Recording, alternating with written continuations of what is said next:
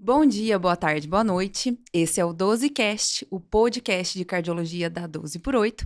Eu sou Raquel Rios e, mais uma vez, dobradinha, estou aqui ao lado do meu amigo William Batá.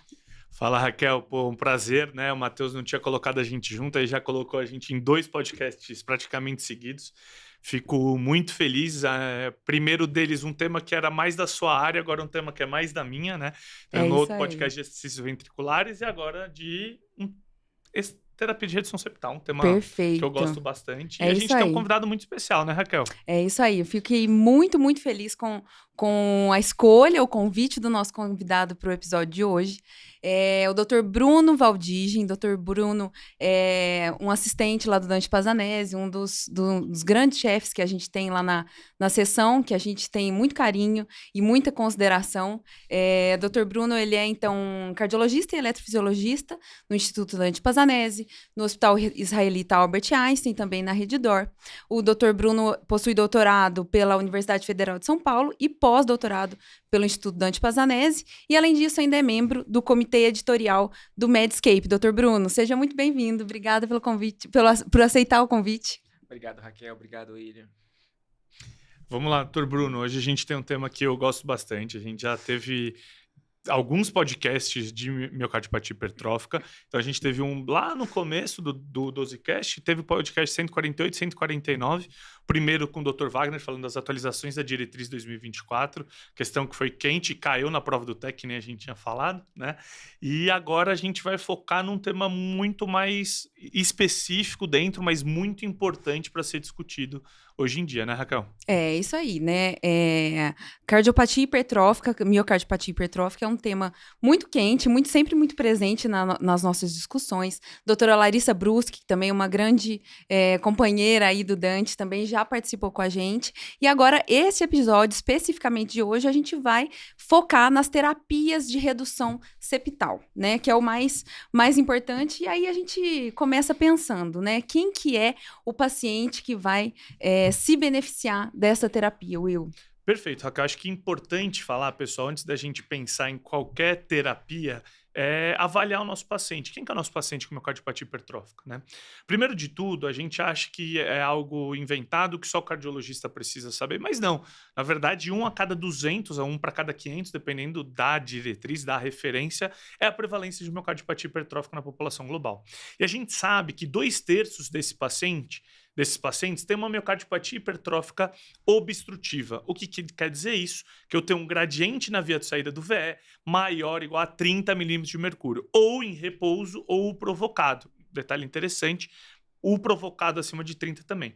Porém, a gente considera um gradiente importante quando ele está acima de 50, para a gente pensar, por exemplo, em terapia de redução septal, em uma Vacantem e tudo mais. Então, miocardiopatia hipertrófica, septo maior ou igual a 15 ou maior ou igual a 13 com história familiar ou teste genético.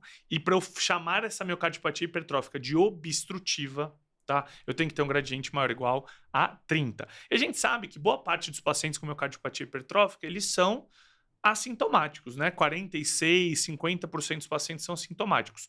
Porém, 43 em média por cento dos pacientes têm sintomas de insuficiência cardíaca, que é uma insuficiência cardíaca progressiva, e desses pacientes, 90% são obstrutivos. Porém, um detalhe interessante é os pacientes que evoluem para IC avançada, critérios de IC avançada, a maioria é não obstrutivo, e a gente vai entender por quê. Porque no obstrutivo a gente tem muito mais terapia que a gente pode fazer, e é o que a gente vai discutir hoje. Perfeito, é isso aí. O senhor viu, né, doutor Bruno, que esse menino é um compêndio. Ele vem com números, ele vem com Exato. dados É consistentes. porque quando você quer fingir que você sabe, aí você fala um monte de número, o pessoal acredita, ninguém vai atrás, né? Aí você acaba falando. Não, isso aí tudo com evidência. Exatamente, com certeza. Muito bem. Doutor Bruno, sobre esse perfil de paciente, né? Realmente, na prática clínica, são esses pacientes mesmo?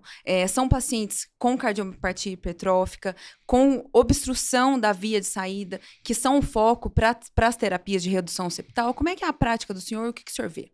Então, o que o William falou foi bem legal, que ele colocou em números, né? Então, se for pensar em números, desses 500, 2/3 são obstrutivos. Então, vamos dizer assim, metade desses são sintomáticos, sintomas vêm da obstrução.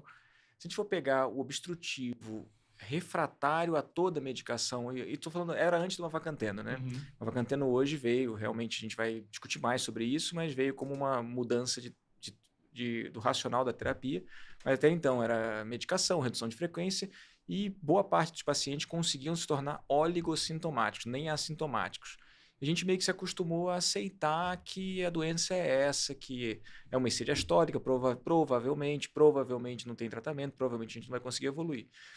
Mas se eu pegar os realmente refratários, pensando nessa conta, refazendo essa conta ao contrário, o obstrutivo, sintomático, gradiente acima de 50 e refratário a outras medicações, vai estar em torno de 1 para 2.500 ou 1 para 3.000 pessoas nascidas, Uhum. que é a mesma estatística de Wolff. Então, se você viu um Wolff na sua clínica, se você viu uma pré-excitação, estatisticamente você também deve ter visto um refratário obstrutivo e a gente provavelmente deixou passar. E aí que é a coisa. Então, esse paciente está aí. Eu acho que agora com o advento e aí não tem como fugir. O advento das novas medicações empurrado pela farma, a gente vai começar a ter mais diagnóstico. Isso vai passar por uma reeducação do eco, reeducação da nossa mentalidade de como lidar com esses pacientes. E aí sim, talvez a gente vá começar a lidar como a gente lidava como começou a lidar com FA. No momento diagnóstico, é traçar todo um planejamento ao longo de 6 meses, 1 ano, do que vão ser as etapas de tratamento desse paciente. Perfeito. Que é o que a gente vê, né? A gente tem, vocês pegam esse paciente no consultório, talvez até o William mais, a gente na eletrofísica, a gente acaba que pega mais, porque esse paciente faz FA, faz distúrbio de condução, faz TV, é candidato a CDI. Esse paciente acaba que é multidisciplinar totalmente. Vai do grupo da terapia intensiva, que ele interna com frequência, vai do grupo da IC, miocardiopatia, vai do grupo da eletrociologia. Talvez seja mais multidisciplinar que você tem. A imagem faz um papel fundamental, né? Perfeito. Realmente, no passado, esses pacientes, a gente só observava, né, o que ia acontecer, e hoje, igual o senhor falou, com o advento das medicações, a gente realmente tem possibilidades de tratamento e com as terapias invasivas e cirúrgicas, que é o motivo da nossa discussão de hoje, né? Acho que bem interessante, né, Will? E falando disso, falando um pouquinho de história, né? Que eu acho que vale a pena a gente conversar, é um diagnóstico que é muito recente, né? Se a gente for pensar, a primeira relato na literatura foram 8 pacientes que eles escreveram como um amartoma cardíaco, foi se eu não me engano, patologista inglês, que ele falou, nossa, tem alguma coisa aqui, eu acho que é um tumor cardíaco benigno que está aqui nesse septo. Aí depois tem uma história muito legal que o Brown Audi, inclusive, conta, eu falo até disso no podcast anterior, que ele fala assim, antes não tinha eco, não tinha muita coisa, ele indicou uma cirurgia para uma estenose aórtica. Quando ele chegou lá, o Dr. Glenn, que inclusive da cirurgia de Glenn Fontana da congênita, né? Falou assim, mandou chamar o cara, fez, o que você fez aqui? Você falou que tem um paciente de estenose aórtica e, na verdade, ele não tem nada aqui na válvula, a válvula dele aórtica é normal, ele só tem um músculo espessado. Aí que eles foram ver que, poxa, talvez esse paciente seja miocardiopatia hipertrófica. E, nesse contexto, foi a primeira cirurgia de miocardiopatia hipertrófica, foi Brown Audi e Glenn, que fizeram não tão há 50, 60 anos atrás. E hoje a gente vê como o tratamento das miocardiopatias cresceu. A gente tem o advento do eco, que a gente já tinha, mas da ressonância como pedra angular no tratamento das miocardiopatias, no tratamento diagnóstico. A gente tem uma Mavacanteno, que é uma medicação excelente, que infelizmente talvez não esteja tanto na nossa rotina por questões financeiras, mas que a gente vê que muda a história natural da doença. Então, antes a gente falava das miocardiopatias como algo, legal, a gente deu o diagnóstico. Não, agora a gente tem como prognosticar esse paciente, a gente tem como seguir esse paciente, fazer o screening familiar por meio do teste genético, que era uma coisa que para a gente geneticista só servia para doença sindrômica, concorda? E há não muito tempo atrás. E hoje a gente sabe o papel da genética dentro da cardiologia, por exemplo. A gente tem um podcast de 1 hora falando de genética. Então, miocardiopatia hipertrófica é a cardiopatia genética mais comum e a gente precisa falar de miocardiopatia hipertrófica. Como o Dr. Bruno falou muito bem, metade dos pacientes ficam sintomáticos com sintomas de IC e até 10% desses pacientes ficam refratários. É uma prevalência muito grande, de 1 para 3 mil, né? Se a gente for parar para pensar. A gente gosta de estudar, sei lá, hipercolesterolemia familiar, talvez a prevalência de um hipertrófico refratário seja maior do que um paciente que tem uma HF homozigótica, né? Então é isso que a gente tem que discutir, é isso que a gente vai ver aqui. Legal, perfeito. Então, eu acho que para a gente começar, eu acho que vale bem a pena a gente definir com critérios qual é aquele paciente que tem indicação de terapias de redução septal. Então, é aquele paciente, Will, vê se eu tô certa, hein? Não me deixa falar bobeira. Mas Então, não tem nem dúvida que você não vai falar. o paciente tem que ser sintomático, classe Perfeito. funcional 3 ou 4. Esse paciente tem que ter um gradiente maior que 50, pode ter histórico de síncope, e esses sintomas, eles são a despeito da terapia médica otimizada. É isso? Perfeito, Raquel. E dependendo do lugar, a gente até baixa, pelo diretriz é perfeito, é isso aí, mas às vezes a gente até baixa por um classe funcional 2, mas que tem algum sinal que a gente pode falar de complicador. Então, o paciente tem um ato esquerdo muito aumentado, FA, tem uma regurgitação mitral associada. Então, nesses pacientes, talvez a gente até o classe funcional 2. Lá no INCOR, por exemplo, a gente tem um heart team de hipertrófica, que é muito interessante. E, às vezes, até o paciente classacional 2, a gente tende a randomizar, a gente está fazendo um estudo meio que randomizado, de hipertrófico para alcoolização ou para miectomia. E, claro, a gente vai falar da ablação septal. Perfeito. Eu acho que é basicamente isso que a diretriz traz, né, doutor Bruno? Inclusive a diretriz de 2024, da qual o senhor participou, né? Trazendo essas recomendações bem claras para a gente e incluindo, inclusive, né, os pacientes numa classe funcional 2 com um nível de evidência um pouquinho mais baixo, mas também são pacientes que talvez tenham aí direito de receber algum tipo de terapia. É porque a gente tenta colocar o sintoma como se fosse uma coisa estanque, né? O paciente tem que merecer pular de uma etapa para outra. Mas o classe 3, ele acorda classe 2, ele dorme classe 4 às vezes, compensa um pouquinho, medica, volta para classe 3. Ele vai fazer uma atividade que é imprevisível, a gente não consegue saber o dia que a gente vai ter que correr de um assalto, ou que vai ter que segurar uma criança que está caindo. A gente não sabe exatamente como é que a gente gere isso. Claro, a gente pode dizer que não vai fazer uma atividade física competitiva por opção, mas a gente não pode dizer que a gente não vai ter que subir um lance de escadas quando o elevador quebra.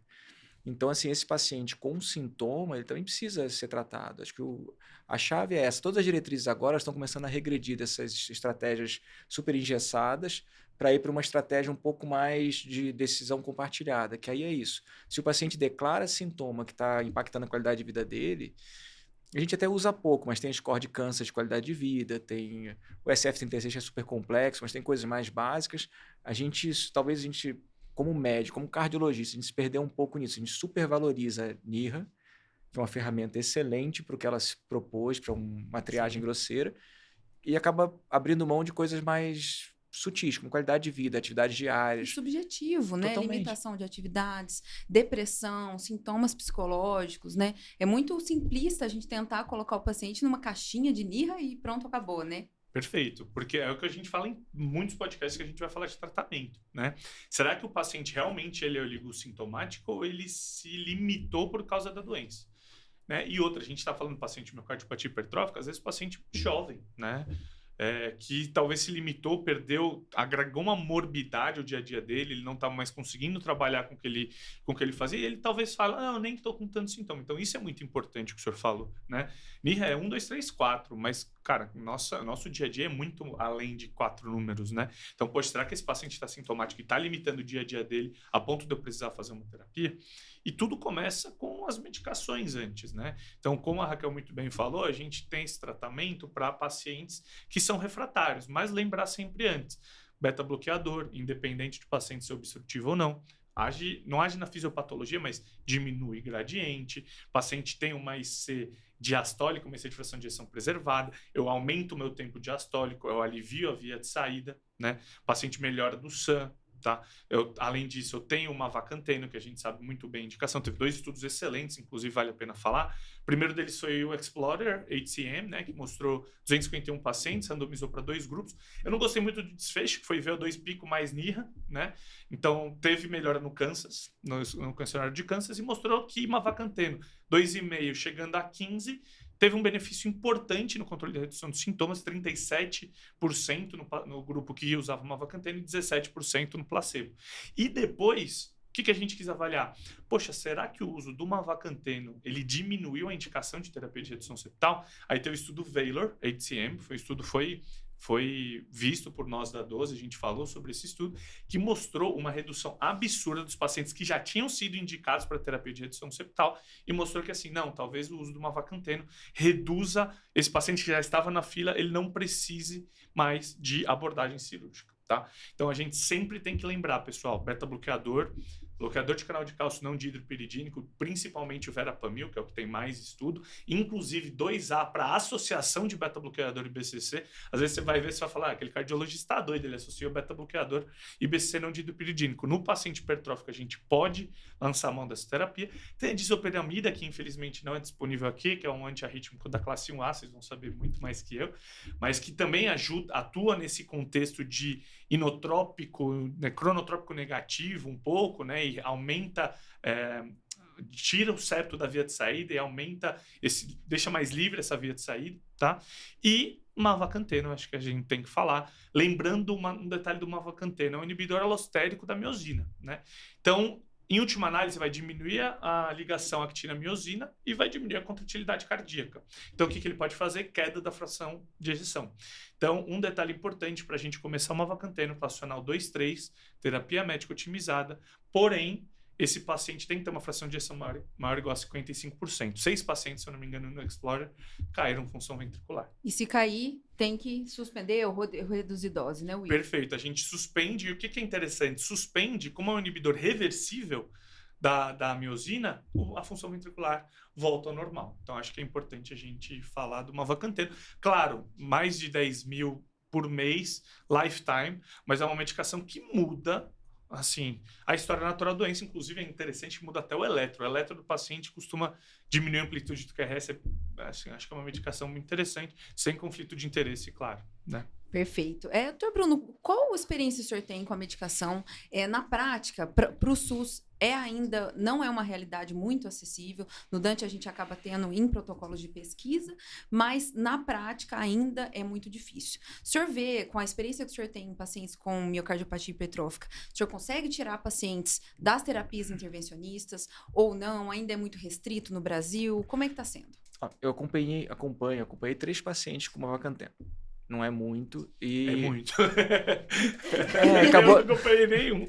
Eu ia perguntar isso. Assim, são 3 que até vieram como terapia de redução septal. Uhum. E aí, na consulta, eu coloco tudo. Vai o mavacanteno, coloco miectomia, alcoolização, tudo, marca-passo, tudo que existe, eu proponho e a pessoa geralmente sai da consulta para pensar em casa, para ler, para estudar.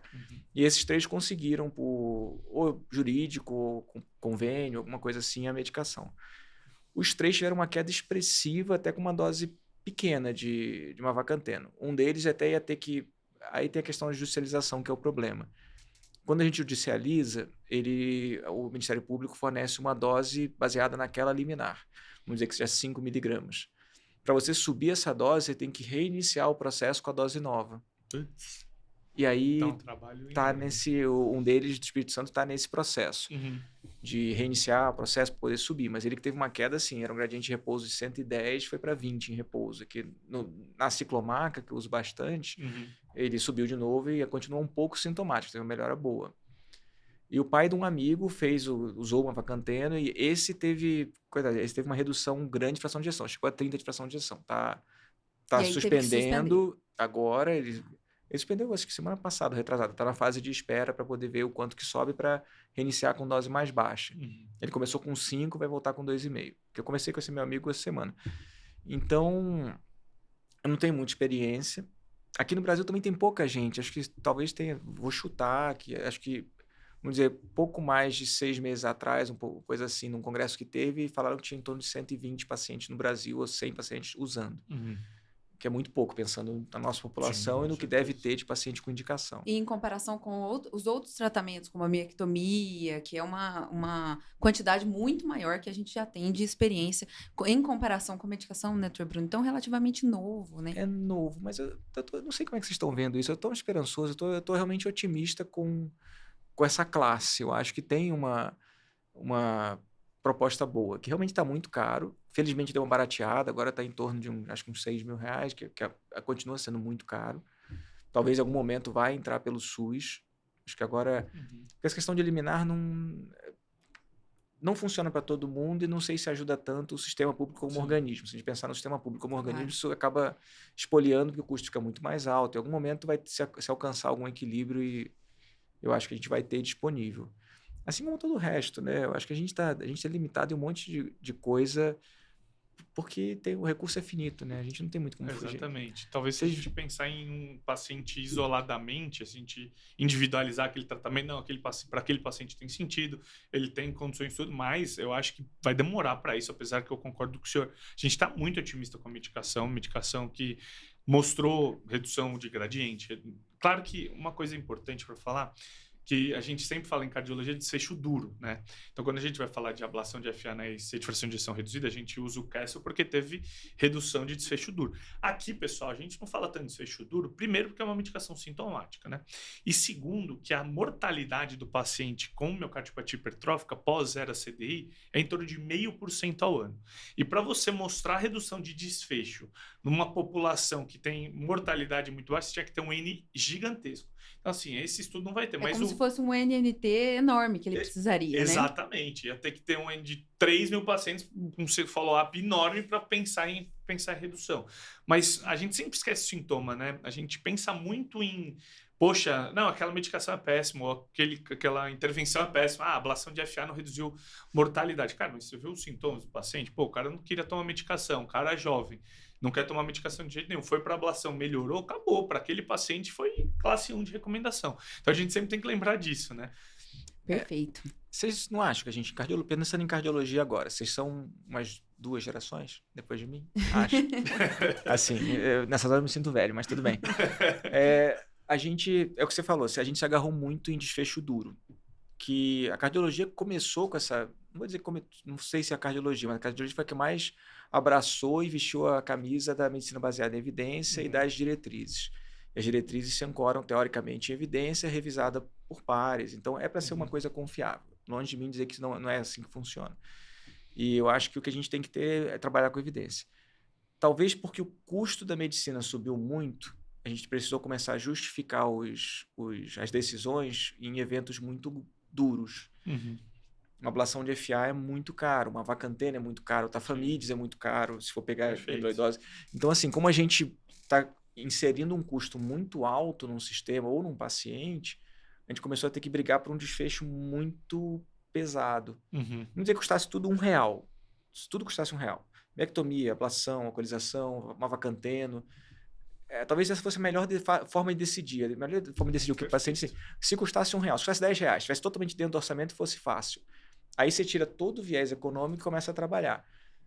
Se custasse R$1 um comprimido para você não ter cansaço durante o dia, todo mundo tomaria. Exatamente. Uma coisa que custa R$100 mil por mês, botando tafamidis como exemplo, você realmente tem que justificar que esse cansaço valha R$100 mil.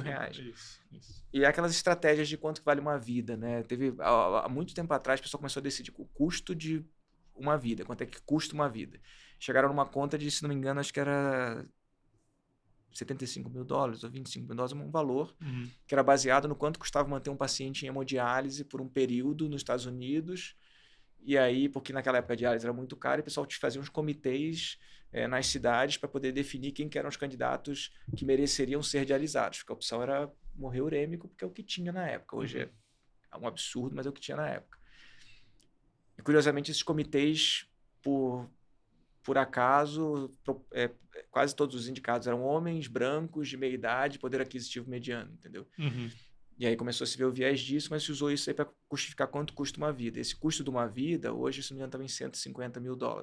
É baseado no quanto terapia que é custo efetivo para manter uma pessoa por um ano. E acaba que, como você está custeando vida, você está custeando morte. Sim. E aí você volta para o desfecho duro. Aí você começa a jogar dinheiro em troca de morte, que a única coisa que quantifica. A gente perde essa questão de reinternação, a gente perde qualidade de vida, perde depressão, que você falou, perde um monte de coisa. Com certeza. O cara, não, beleza, vamos ver se é custo efetivo, o Valor não quer operar o coração. Cara, a gente tem um estudo que mostra que o mavacanteno diminuiu de 77% versus 17% de necessidade de terapia de redução septal. Cara, não quero rachar o peito. Não, mas no geral talvez não vale a pena. Tá, mas eu não quero né? Então, acho que é importante sempre essa decisão compartilhada. E é muito legal o senhor, que tem muito mais experiência, trazer isso para a gente, que o senhor coloca para o paciente, ó, tem essas terapias, para o seu caso, talvez valha mais isso, isso e isso. Talvez o ratinho que a gente faz no Encore seja legal, porque tem o hemodinamicista, o cirurgião. Espero que em breve tenha um eletrofisiologista, né? Acho que vai ter, pelo que eu Fiquei Tô sabendo que sabendo. sim. Inclusive, a gente teve um simpósio de miocardiopatia hipertrófica, o Dr. Maurício Scanavaca, que a gente já falou diversas vezes no podcast, está começando a E o Dr. Bruno falou de estava lá. inovação. Exatamente, exatamente. Eu tive que sair antes, não cheguei a ver. Detalhes, né? Me entregaram aqui. Muito bem. Eu acho que assim, a gente conseguiu conversar legal sobre o Mavacanteno, uma droga que muito interessante aí, de uma terapia não invasiva.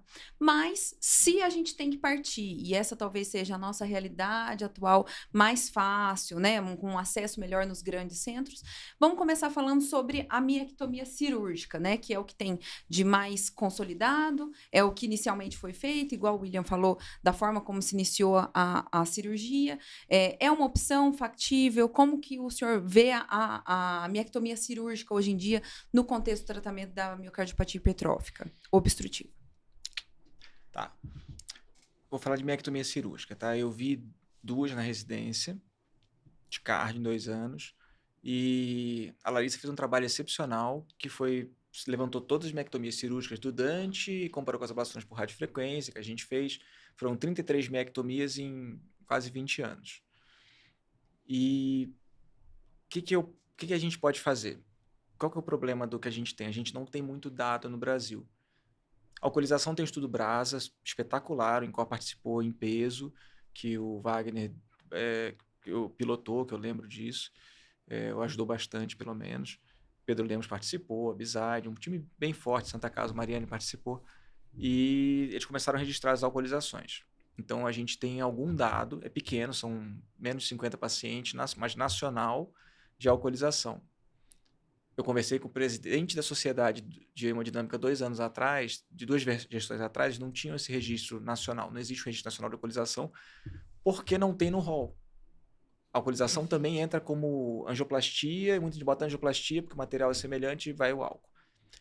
Por que eu estou pulando a miectomia? Vamos voltar para a miectomia.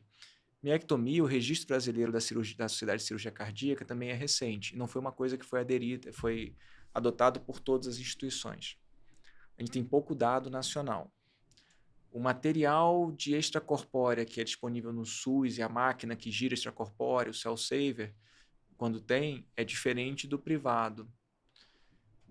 Até que o cirurgião seja o mesmo, a cirurgião seja muito boa, o pós-operatório depende muito da unidade de terapia intensiva, que tem que ser uma unidade super dedicada, depende do recurso da unidade, depende do acompanhamento do pós-operatório, do preparo do paciente. O paciente chega muito tarde aqui na sala, já chega para miectomia com um HP, pressão arterial pulmonar gigante lá Às no vezes talo. perde o time, né? Massa muscular toda perdida, que isso que você comentou do paciente, vocês comentaram do paciente não se limitar, ele não anda, ele não caminha, ele perde massa muscular, é um dos maiores marcadores de mortalidade intraoperatória é massa muscular. O paciente fica obeso porque ele não caminha, ele chega diabético, chega descompensado. Então, assim, o perfil de paciente que vai para miectomia no Brasil, eu não sei se dá para dizer que é o mesmo perfil que vai na Mayo Clinic, que tem 0,8% de mortalidade, que faz cirurgia com robô. Ele vai pelo ato, desinsere a mitral com robô. Vocês podem procurar no YouTube de miectomia por robótica, é lindo o vídeo. Ele desinsere todo o folheto anterior da mitral, tira, corta o septo com o robô, costura o folheto e sai, e fica uma coisa linda.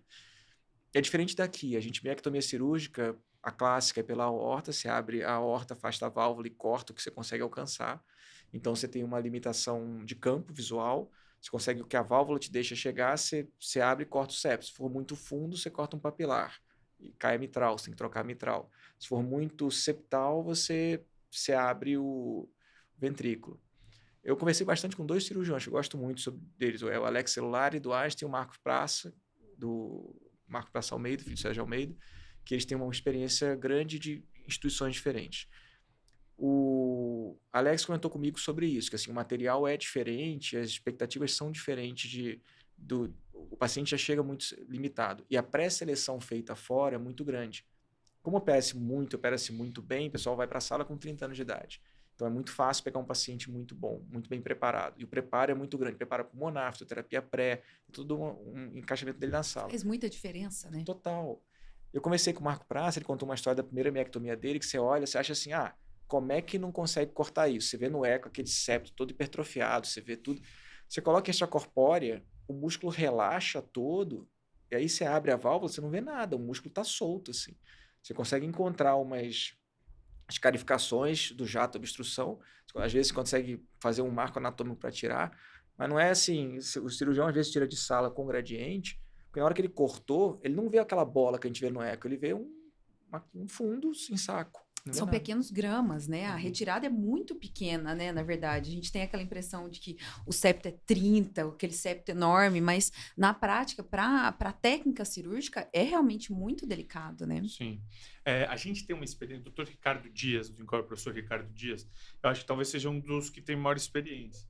E em relação à miectomia, e às vezes a maioria dos resultados são muito bons. O problema é que normalmente o paciente que a gente escolhe para miectomia, talvez é o paciente que vai mal para alcoolização e ablação. Então é aquele paciente que tem um septo muito grande, que tem um gradiente maior que 100, tudo isso vai favorecer miectomia, né? Então tem um septo maior que 30, eu tenho um gradiente maior que 100, o paciente tem outras comorbidades que necessitam de intervenção, então ele tem uma valvopatia importante, tem uma doença do aparato subvalvar, que a gente sabe que o paciente com hipertrófico, ele tem o folheto alongado, ele tem problema no papilar, ele pode ter uma DAC que precisa de revascularização, uma valvopatia, São enfim. as cirurgias de oportunidade, vamos dizer, exatamente, né, Will? Aí nesse caso, poxa, o cara tem um gradiente, um detalhe importante também que a gente sempre esquece, bloqueio de ramo, é incomum bloqueio de ramo no miocardiopatia hipertrófica, mas a cirurgia, ela promove, se for bem feita, tiver uma ressecção retangular importante, um bloqueio de ramo esquerdo, né? Então, se o paciente já tem um BRD, a chance dele evoluir com BAVT intensidade de marca-passo é muito importante.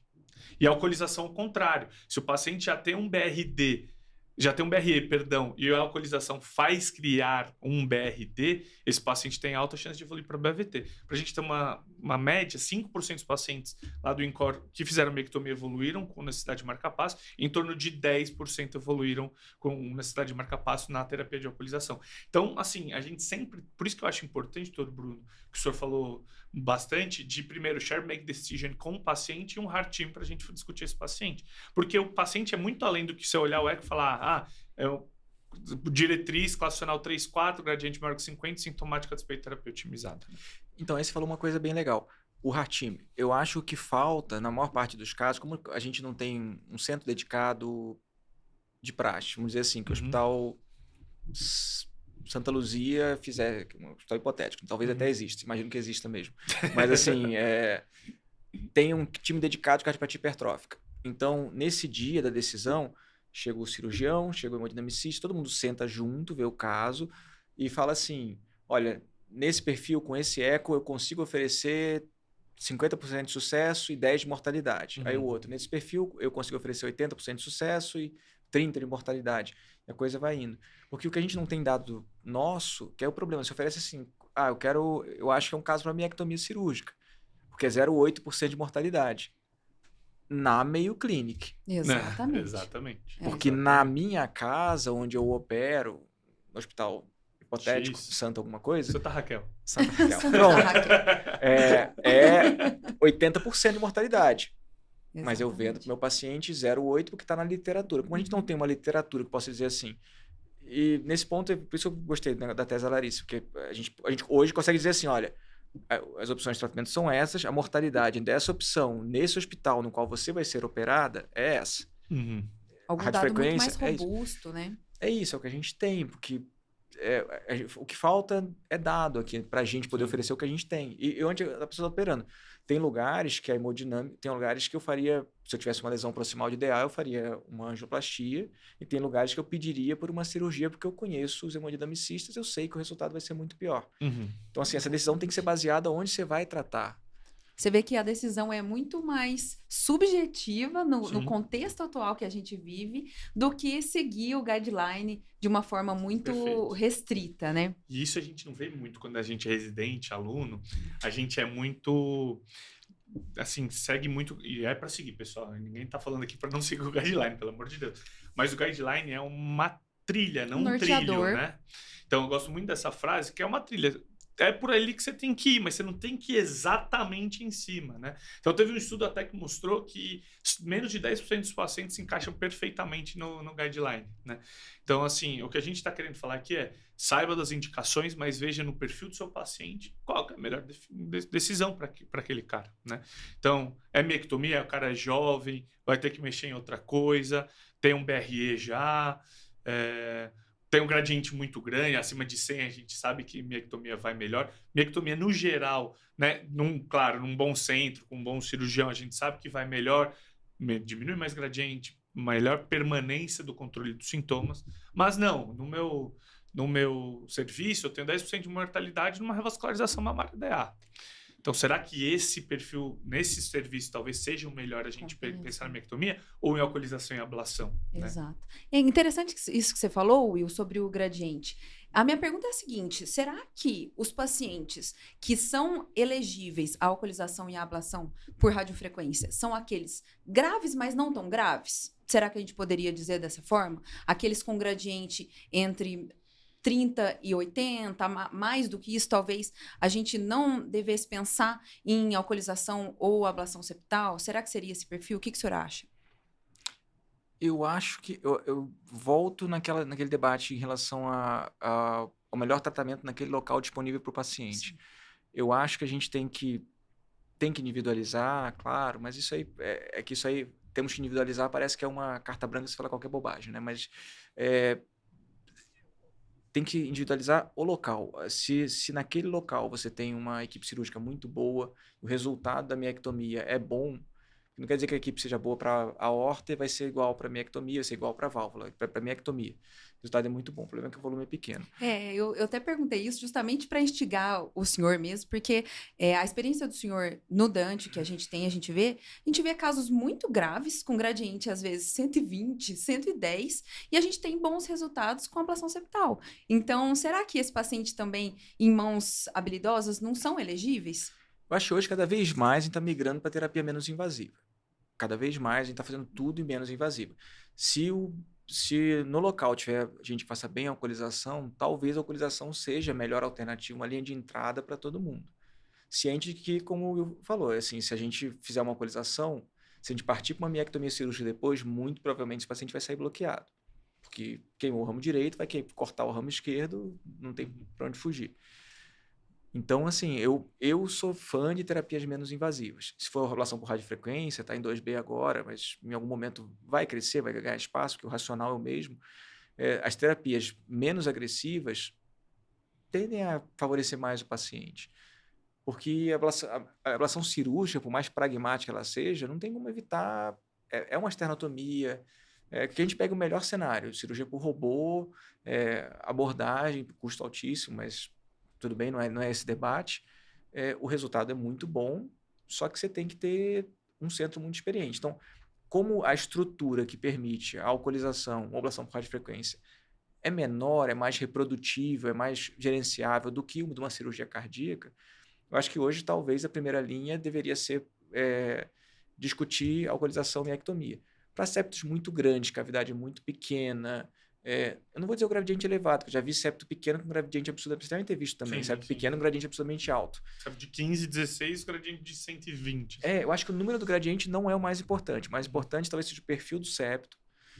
Vou dar um exemplo. Local de hipertrofia, se for mais médio apical, mais basal, né? O gradiente médio ventricular é de péssimo acesso para o cirurgião. Uhum. Todo cirurgião defende a abordagem apical para pegar o médio ventricular. Só que é outra abordagem que, se miectomia pela aorta é raro, apical é absurdamente raro. Muito pouca gente tem experiência. O Dante tentou 1 ou 2 vezes e abandonou. Tudo bem, talvez era curva de aprendizado e foi abortada no começo. Mas a abordagem é muito rara. Então, assim, septos muito espessos tendem a favorecer a miectomia. Gradientes médio-ventriculares favorecem mais radioablação, talvez, ou uma miectomia, considerando que ela vai ser muito ampla, que ela provavelmente vai ter alguma dificuldade técnica que pode abordar a lesão mitral. Mais do que a alcoolização, inclusive, porque a alcoolização a gente faz muito mais. Porque, cara, tem que ter uma anatomia boa para alcoolização. Então tem que ter uma septal grande, tem que ter uma hipertrofia mais basal, não médio apical, que nem a gente está falando.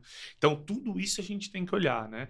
Então, na alcoolização, o septal tem que ser grande, a hipertrofia não pode ser, o septo não pode ser muito grande. A gente vai, querer ou não, o que a gente quer causar ali? Um infarto, fibrose. Então, já tem muita fibrose naquele septo.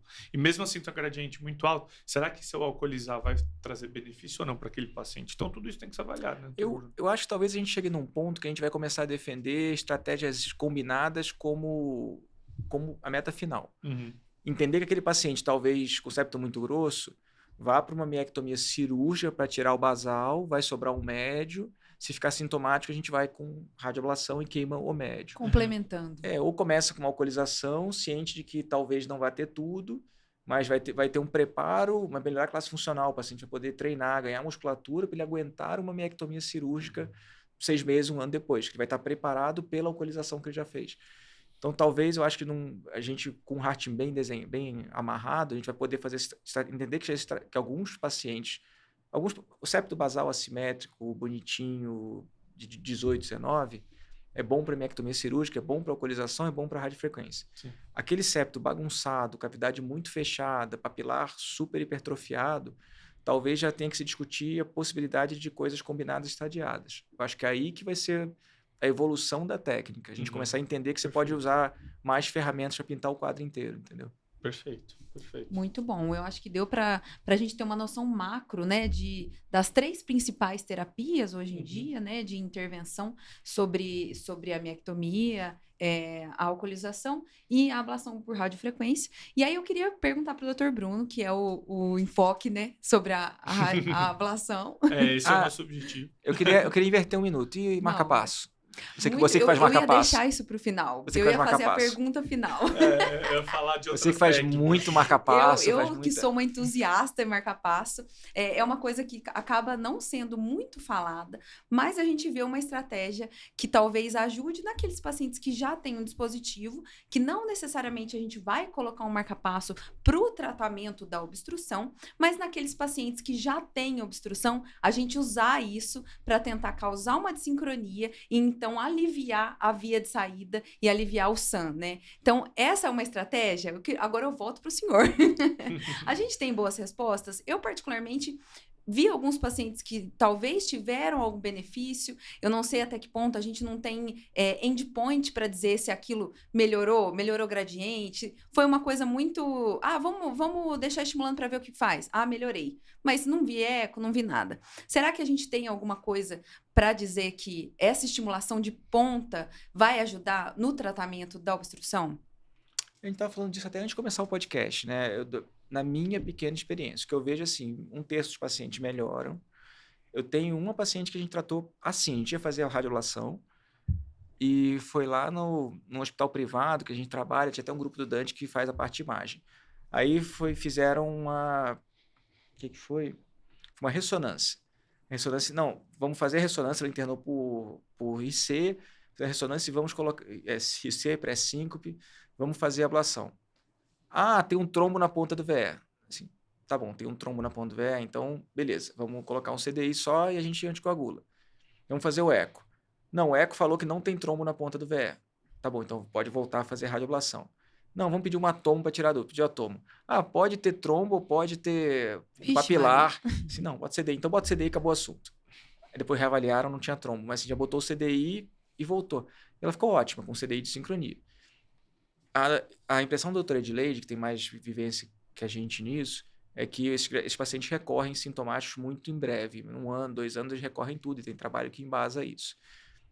Eu conversei com um russo que estava apresentando diretriz hipertrófica de 2022, a europeia. 23, que entrou junto na de miocardiopatia, talvez, né? Isso, foi a apresentação do guideline do ESC. Eu parei depois para conversar com uma pessoa que estava discutindo sobre gradiente, era um russo.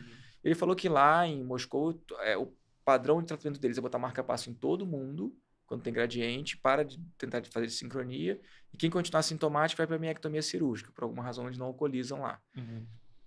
E talvez para eles funcione de alguma forma, não sei qual é a diferença do que eles fazem, mas em literatura mundial, a experiência de quase todo mundo, a impressão que dá é como se fosse um paliativo temporário que funciona, vou dizer de novo, que eu acho que 1/3 dos pacientes funciona, e talvez sirva como um adjuvante, mas hoje a gente testou numa paciente, lá no Dante, a gente testou estimulando ponta, tudo isso com eco na sala, para medir gradiente, não mudou nada, por exemplo.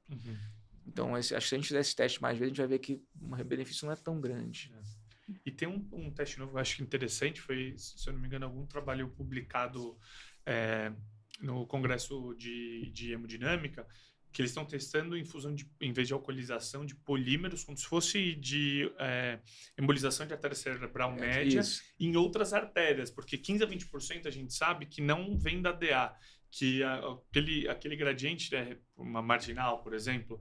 Então, injeção de polímero, claro, o pessoal, isso daí precisa de muito mais estudos que a gente tem com mais evidência, miectomia, alcoolização da septal e a ablação por radiofrequência. O resto que a gente está falando aqui é estudo e, inclusive, na nossa diretriz brasileira de hipertrófica, nem se fala do marca-passo, mas na de dispositivos de 2023 falam de marca-passo 2BC de indicação em algum contexto outro. Mas, realmente, fisiopatologicamente tem sentido, mas o que a gente tem de dado talvez seja negativo. Né? A situação da embolização por materiais não alcoólicos começou porque, você comentou que 1/5 dos pacientes que vão para a alcoolização não tem uma septal favorável. E não é só a posição, é porque às vezes a septal conecta com uma outra septal da parede inferior e na hora que você joga o álcool, ela pega, conecta e queima o septo, queima a parede inferior e vai. E vai. Além. E vai. Sem controle, vai sem queimando. limites. Vai para onde for. Ou o vaso é muito pequeno, ele conecta a frente por uma colateral lateral mesmo e conecta e vai queimando a frente do que deveria. Então, o pessoal tentou começar a usar substâncias duras que só façam isquemia.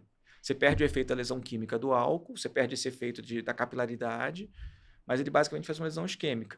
Talvez uma lesão mais programada, mais previsível. Isso, menos inflamação, mais previsível. Quem fazer a alcoolização, então migrar para esses polímeros, eles a impressão que dá que o resultado não é tão bom e você fecha uma cavidade, tampa uma cavidade que se você quiser realcoolizar, fazer redu, em algum momento não vai ser tão legal. Aquele grupo de portugueses que visitou a gente, você estava lá, veio um grupo do Hospital Santa Marta, de Lisboa, visitar lá para fazer a ablação por radiofrequência. O grupo de lá faz muita alcoolização, inclusive eles fazem redu da alcoolização na mesma artéria. Não conseguiu na primeira, eles voltam na mesma artéria e tentam expandir com mais álcool. Eles têm uma experiência muito boa, o resultado é muito bom. Mas aí o polímero veio para isso. Tem gente colocando coil de embolização cerebral para também ocluir. Exato. Inclusive, o Dr. Bruno foi para lá, né, Dr. Bruno, para ensinar como é que faz, né, a ablação por radiofrequência. Como é que foi? Conta foi uma troca super legal. O pessoal muito...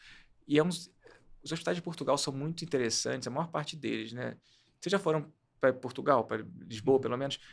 Teve um terremoto que destruiu a cidade, muitos anos atrás, e aí o hospital foi à terra também, foi tudo destruído, e os conventos abrigaram os leitos hospitalares, a maior parte das coisas. Então, boa parte dos hospitais de Lisboa hoje existem dentro de conventos que abrigaram os hospitais provisórios naquela época, se tornaram hoje hospitais reais. Então, você vai entrar num hospital, tem toda aquela azulejaria, aquelas obras de arte de séculos atrás, perfeitamente conservadas, com uma coisa antiga.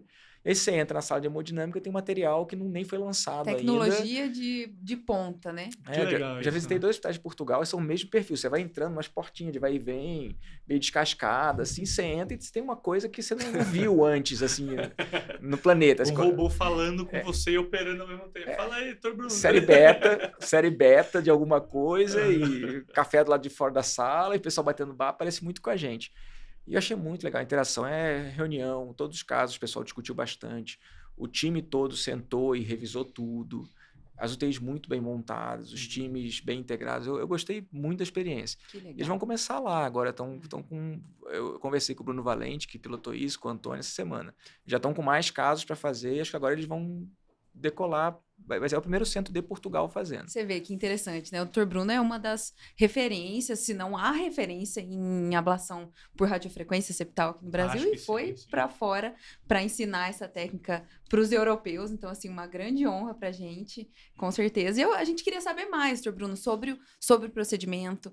A gente brinca aqui no Dante, ele é muito chique, né? Ele tem um mnemônico chamado Valdigem. E esse mnemônico é muito fechar, bom. Hein, Raquel? É uma boa para a gente fechar isso. A ideia da radiofrequência, bem rápido, para não atrapalhar o horário de vocês. 2004, Lawrence, na Alemanha, publicou o primeiro caso. 2011, primeira série. A partir daí foram sendo publicados vários pequenos séries de casos. Tem uma série muito legal da Califórnia de crianças. com ablação por radiofrequência, e depois a gente publicou um caso pós-miectomia, o Plínio fez um levantamento super legal de casos pós-miectomia, e chegou no ápice, que foi a China fazendo uma com ecocardiografia transtorácica e uma punção com o tórax fechado com uma agulha de radiofrequência queimando o septo ventricular. Saiu no JAMA, eu acho, uns 2 anos atrás, que impactou todo mundo com um desenho de um coração com uma agulha enfiada pelo tórax. Rebecca Hahn dos Estados Unidos tem feito alguns assim. Mas, assim, destruição tecidual monstruosa, é super interessante. Eu estava apresentando meu pôster com 5 casos no europeu, essa médica chinesa estava apresentando os 5 casos dela com a agulha do lado. Foi engraçado, a gente ficou conversando um pouco. A ideia é você entrar com um catéter de radiofrequência, igual de arritmia cardíaca, procurar o ponto do septo que está mais obstruído, seja por questão anatômica, que é como eles fazem com eco intracardíaco, mapa, ou como nós fazemos com uma avaliação funcional, o ecoesofágico guia o ponto da aceleração, e você faz uma destruição tecidual igual a alcoolização, só que com uma lesão mais densa, que é a lesão por radiofrequência. Com os anos, a gente foi aprendendo a fazer radiofrequência para ablação de TV, ato, tudo isso, de uma forma que a gente consegue meio que desenhar a estrutura que a gente quer, seja um alvo, seja uma linha, seja um quadrado, e a gente consegue uma penetração mais ou menos planejada do quanto que a gente quer de tecido. Em média, penetra uns 8, 10 milímetros, não é difícil conseguir uma penetração maior, a não ser que você comece. 12, que vocês, o objetivo, né? Isso, e claro, por exemplo, pensando naquela discussão de um septo de 35, às vezes esse 1 centímetro não vai ser suficiente. Mas para boa parte dos pacientes, essa retirada, essa placa de fibrose que você cria, faz com que o septo pare de abaular na hora da contração na direção da via de saída, ele começa a bater em bloco, faz uma hipocinesia e uma faixa de fibrose, isso aí faz uma parede, ele começa a movimentar com uma parede, então deixa a cavidade livre para o sangue passar. A gente está conseguindo uma redução em torno de 75%, 77% do gradiente máximo obtido, mas se você comparar valsalva com valsalva pós e repouso pré com repouso pós, a redução é um pouco maior. Olha que legal. Por que eu estou falando isso? É porque alguns pacientes do estudo, apesar de ser um protocolo de pesquisa, o eco pré não foi feito valsalva. E aí a gente compara o máximo pré com o máximo pós. Então, às vezes a gente compara o valsalva pré com repouso pré com valsalva pós. Que seria injusto pro pós, né?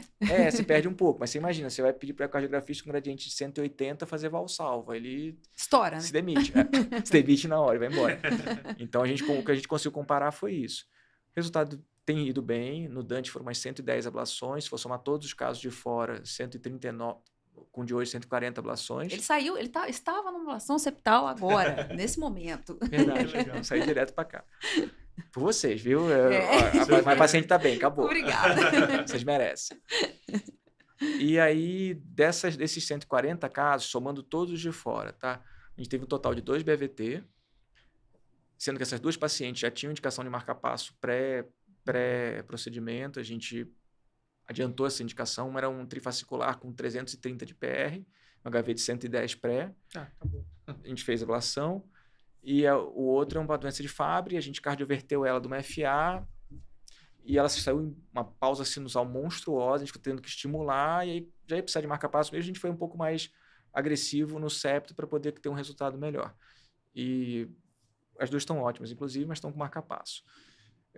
Em relação à complicação mais grave, a gente teve uma infecção por KPC, que a gente teve lá que foi uma época de KPC, o paciente faleceu no 11º dia de sepse. Teve uma embolia coronariana de um caso que fugiu de protocolo, que foi revertido com protamina, não foi anticoagulado. O protocolo são 2 dias de anticoagulação plena e corticoide, depois AS. Uhum. Ela ficou 36 horas sem anticoagulação e teve não sei se por isso já ia acontecer, uma embolia coronariana.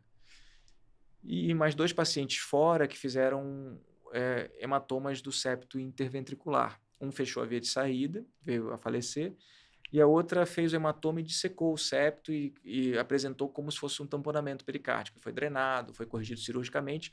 Ela ficou bem, saiu de extracorpórea, foi estubada, acordou bem, e aí teve uma parada cardíaca, provavelmente por TV ou FV, não sei, e aí na recuperação da parada o neurológico não ficou tão bom e veio a falecer. Então, assim, foram 4 óbitos diretamente relacionados ao procedimento, um por sepse, mas diretamente relacionados ao procedimento. A gente teve 2 tamponamentos de casos que a gente fez procedimentos associados. Uhum. A gente já fez 4 casos no Dante pré-TAV para poder fazer, para prevenir ventrículo suicida. A gente fez 3 crianças, 6 casos pós-miectomia cirúrgica que persistiram com gradiente.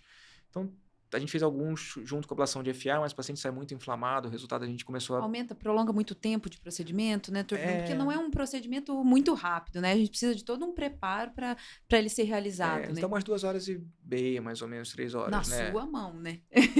Não, mas vocês já estão craque, já vai, você já fez daqui também. a pouco é farapulse de boa, 20 minutinhos, mas... Explode tudo, né? Certo. Aí faz hemólise, perfuração renal. Não, mas é o problema de cada vez. Assim, aquele problema está resolvido. Aí criamos novos problemas. Exatamente. Não, mas muito legal ver a experiência do senhor. Então, a gente tem uma experiência muito grande no INCOR também, que está crescendo muito. Se eu não me engano, já foram, em 1 ano e meio, já foram mais de 20 miectomias, em torno de 10 alcoolizações. Infelizmente, a gente não tem alguém que faça a questão da ablação ainda. Né? Mas, assim, o resultado tem sido muito legal e é muito importante a gente discutir isso, que nem a gente falou no início, né? Se a gente não discute, a gente não tem o que fazer. Né? É uma doença que tem uma prevalência maior, que tem um appealing midiático muito grande, né? E que vai começar cada vez mais a gente precisar estudar isso, porque mavacanteno não vai ser para todo mundo, ninguém tem condições, e vai ter o paciente que vai ser refratário a mavacanteno, vai ter o paciente que já chega com disfunção ventricular e é sintomático e obstrutivo e você não vai ter como dar uma mavacanteno. Então, acho que é muito importante a gente discutir sobre isso e foi, assim, aprendemos bastante, né, Raquel? Muito, não, eu acho que, assim, a experiência que vocês trouxeram, né, você do INCOR e o Dr. Bruno do Dante, que eu acredito serem os 2 principais centros, pelo menos aqui de São Paulo, com números pequenos e ainda assim a gente ter talvez uma esperança, né? Até o que a doutora Larissa brinca muito e ela fala muito essa frase, né? Estão olhando para a doença, para a sua doença, né? Para o paciente. Então, são coisas muito promissoras que vêm aí para o futuro. E a gente, com certeza, a gente gostou muito da sua participação aqui, foi muito, muito enriquecedor. A gente agradece muito, foi muito legal. Eu só agradeço, Raquel. Obrigado mesmo. Não, obrigado a gente. Então, pessoal, eu aprendi muito, espero que vocês também. Então, sempre lembrem das indicações bonitinhas, baseadas na diretriz, classe funcional 3, 4, gradiente maior que 50, persistência sintomática de suspeita de terapia otimizada. Lembre das 3 principais terapias de redução septal: miectomia com suas nuances, as suas contraindicações, a alcoolização e a ablação, tá? E qualquer coisa estamos à disposição. Se você gostou, curte, comenta e compartilha. Valeu, Raquel. Perfeito, obrigada, Will. Muito obrigada, Dr. Bruno, pela participação. Muito obrigado, de verdade. Foi um prazer enorme aprender com o senhor. Nós estamos de parabéns por tudo que estão fazendo. Muito obrigado. Valeu, pessoal. Abraço.